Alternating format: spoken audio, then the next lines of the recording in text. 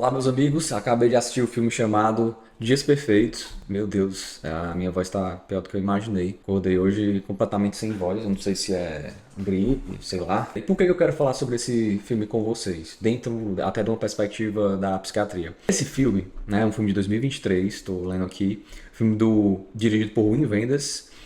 E foi um roteiro escrito por ele, né, pelo próprio Wenders e Takuma Takazaki. Foi uma cooperação entre o Japão e a Alemanha e basicamente, né, Dias Perfeitos ou Perfect Days fala sobre uma rotina onde essa rotina ela é extremamente pacata, repetitiva, de um limpador de banheiros e ele limpa os banheiros de Tóquio. Os banheiros de Tóquio, para quem não sabe, eu também não sabia, né? Assim, tinha uma ideia, mas acabei vendo isso mais quando eu vi o filme, fui dar uma pesquisada. Eles são super conhecidos por serem banheiros tecnológicos, modernos, e tem toda essa questão da limpeza, como se o banheiro representasse o quão a sociedade japonesa cuida da própria sociedade. Então eles acabam sendo um símbolo, né, desse cuidado, dessa cultura de comunidade que o Japão acaba tendo. Né? Dentro dessa perspectiva, o que é que eu acabei percebendo nesse filme? Assim, né? Então a gente vai ter essa pessoa que tem essa rotina parada, pacata, e o foco do filme acaba sendo o contentamento.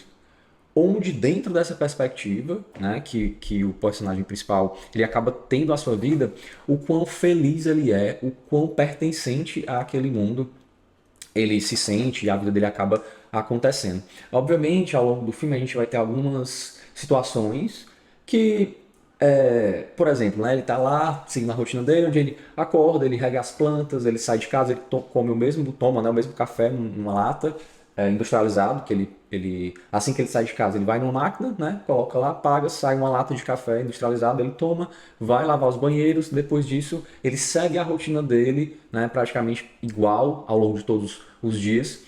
E nessa rotina ele vai para um bar no metrô, ele anda de bicicleta, ele vai para um banho comunitário, depois ele gosta muito tanto de ler, então ele tem uma coleção de livros, como também de escutar músicas, e essas músicas são nas fitas cassete, aquelas fitas pequenas, antigas que eu também peguei essa época. A grande questão é que tem algum momento, né, as coisas saem um pouco dessa rotina dele. Então, existe uma sobrinha que aparece na porta dele, né, ele mora numa casa bem simples, onde essa sobrinha chega e começa a desestabilizar isso. E essa conexão com a sobrinha tira essa regularidade da rotina dele, mas também gera vamos dizer assim, um pertencimento, uma conexão a mais. Quando o colega dele do trabalho acaba saindo de casa também, você acaba percebendo que o personagem principal, né? Ele também se sente incomodado, porque ele tinha aquele companheiro do trabalho, aquilo acaba alterando a rotina dele, obviamente isso acaba gerando mais trabalho para ele, e isso gera um incômodo, né? Como se de fato aquele contentamento, aquela rotina, ela meio que precisasse acontecer. A perspectiva do filme, ela é muito clara, ela é muito sensível, ela é algo muito singelo na sua colocação. É basicamente de que para nós sermos felizes, nós não precisamos de muitas coisas, né? Então, quando a gente fala, por exemplo, do Epicuro, né? Epicurismo, que a gente, com pequenos atos da vida, nós acabamos desenvolvendo a nossa felicidade, meio que embarca, né? Dentro dessa perspectiva do filme, né? O que eu queria deixar claro aqui é que essa é a intenção do filme. É uma intenção que é muito positiva, que faz todo sentido. Porém, contudo, entretanto, eu vou fazer um questionamento, né, sobre isso. Então, eu seguindo a mesma rotina dentro de um mundo desconectado, que nós sabemos que o mundo superconectado está nos trazendo infelicidade, mas esse isolamento onde eu consigo ser muito feliz na minha rotina que é muito simples, né? Até aí, né? Até o momento, o filme ele é completamente condizente com o que a gente entende sobre felicidade, sobre essa questão do contentamento, porque não é só uma perspectiva filosófica, mas atualmente nós sabemos que você ter pequenos estímulos e que esses pequenos estímulos positivos te trazem felicidade é sim um fator, né, de felicidade e bem-estar a longo prazo, porque se eu preciso de estímulos maiores, eu também tendo a ter vales maiores, uma dificuldade de autorregulação maior, porque se eu preciso de um estímulo maior, eu tendo também a ter um vale posterior maior, um mal-estar maior. É como se, sabe, quando eu vou para uma festa, que a festa é sensacional e eu tenho aquela ressaca, aquele mal-estar depois da festa, né? E você muitas vezes começa a precisar de mais estímulos para sentir aquela mesma felicidade.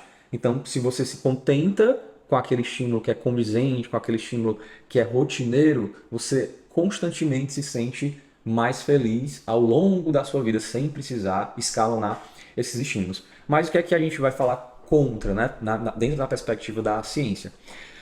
A gente tem vários fatores de que a felicidade ela é muito correlacionada com as nossas relações sociais, né? Eu já falei isso várias vezes. Então, o estudo de Harvard, né, desde 1938, eles acompanham essas pessoas, né, pessoas dentro desse estudo, né, inicialmente homens, depois foi expandindo, e que a felicidade ela é muito intrínseca à qualidade das nossas relações. Então, isso tem que ficar muito claro. E o filme, muitas vezes, traz quase uma alegoria lendária, assim, algo impossível, né? Algo que não é muito condizente com a realidade, principalmente se a gente pegar a população geral, né? Como a grande maioria das pessoas vai ser feliz, porque ele é um homem desconectado. Então, você não percebe alguma relação densa e profunda dentro da sua rotina. Ele tem sim relações sociais, isso fica evidente também, mas essas relações sociais que o personagem principal tem, ele não é uma relação densa em nenhum level, assim. Ele é conhecido, mas a gente não vê até ele conversando sobre qualquer assunto denso, a não ser quando ele passa esse pequeno tempo irrestrito com a sobrinha dele, que o filme dá a entender que eles não se viam há anos, o que gera também uma sensação de desconexão. Ele não é só desconectado no mundo globalizado, no mundo super digital, que é muito difícil de nós fugirmos desse mundo louco, onde muitas coisas vão acontecendo, e isso também traz infelicidade pela perda dessa conexão. Por outro lado, né, ele, como eu estava dizendo, ele não só sai desse mundo, ele também sai do mundo e fica desconectado, inclusive com as pessoas próximas, com a sobrinha dele, com a irmã dele, que é a outra parente que aparece no filme.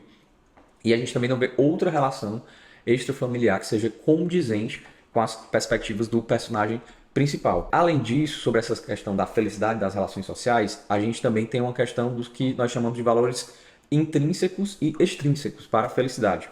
Os valores extrínsecos são aqueles valores em que nós sinalizamos status. Então, um carro, uma casa, um cargo, algo que gera status social e muitas vezes é um fator comparativo. Esse tipo, né, de motivação, de objetivo, que a gente chama de extrínseco, parece que foi o que ele fugiu. Que a irmã dele, aparentemente, né, o que aparece no filme. Isso não é spoiler, tá? Porque o filme é aquele tipo de filme que não importa muito a história. Ele tem que ser assistido para você sentir a emoção que ele quer passar. Mas a gente acaba percebendo que a irmã dele tem muito, né, vamos dizer assim, tem muitas condições, talvez tenha uma motivação extrínseca, onde ele fugiu, né, o personagem principal ele foge disso. Porém, quando a gente pensa em uma motivação intrínseca de ser um bom tio, de ser um bom familiar, de estar dentro da nossa comunidade, desse pertencimento comunitário, ele até pode ter isso pelo que ele acaba produzindo no trabalho, nessa questão de lavar os banheiros, desse fator comunitário japonês. Mas a relação dele mesmo com as outras pessoas, isso acaba não ficando, não acaba aparecendo no filme, porque de fato não existe. Então, ele fugiu dessa questão de motivações extrínsecas, fatores comparativos, dinheiro, carro, casa, fama, status, mas também não parece que ele entrou muito nessa questão comunitária, de interação social profunda, onde ele acaba encontrando esse sentido da vida, né, de acordo com a ciência e com os estudos, nessa conexão. E ele também não tem isso.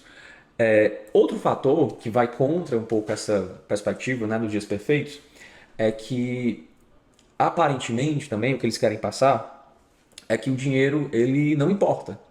Porém, o dinheiro importa, né? Nós sabemos mesmo assim que com a ciência existe uma correlação, né, do dinheiro e a felicidade. A grande questão é como você usa esse dinheiro, né?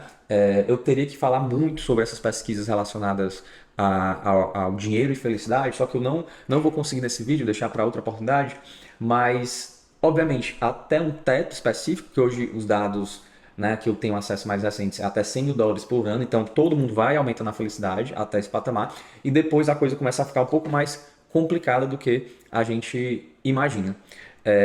Porém, essas são as minhas críticas a esse filme que fez tanto sucesso, um filme tão singelo, onde eu achei tão bonito, mas eu entendo, inclusive, qual foi a mensagem do filme, o que ele quis passar, qual foi a ideia relacionada a isso. Porém, contudo, entretanto, quando a gente pensa na realidade, como as coisas funcionam, ele não foi tão condizente, né? Ele é um filme sensível, como eu falei, singelo, traz essa questão de você se contentar com pouco, e é uma mensagem que falta muito nos dias de hoje, né? Chega a poucas pessoas, infelizmente.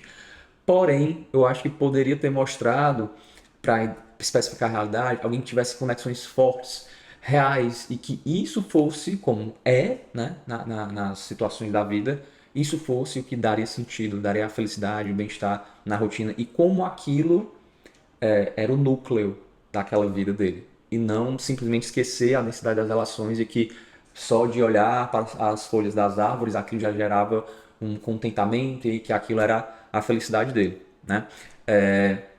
Basicamente é isso que eu queria falar para vocês, trazer essa reflexão.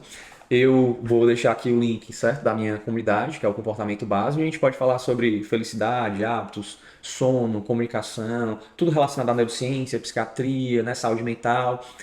E da mesma forma que a gente colocou aqui, às vezes são informações muito simples, muito básicas, né? E que pode mudar completamente a sua vida. Por isso que a comunidade se chama comportamento básico. Então, fica esse convite para você, e a gente tem que falar sobre esses valores, a felicidade, como nós podemos melhorar a nossa vida com essas pequenas mudanças.